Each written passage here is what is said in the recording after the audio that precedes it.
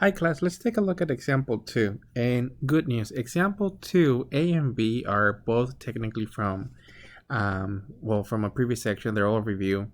And for a typical problem like this, technically it already fits the form. So you could just say on this one that this is technically the ln of the absolute value of x plus c.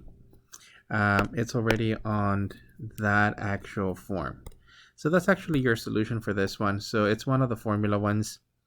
Problem B may take like one more step. So this is technically 7 integral of dx over x plus 4. And you can simply do it by a u substitution. So you could just let u equal to x plus 4. Then du is equal to dx. And then this particular one,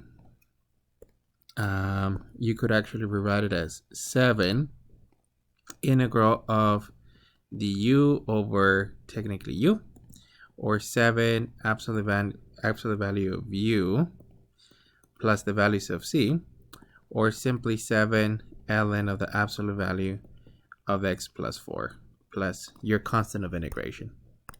Now, the majority of these problems are actually, our main goal is to actually get them in this form.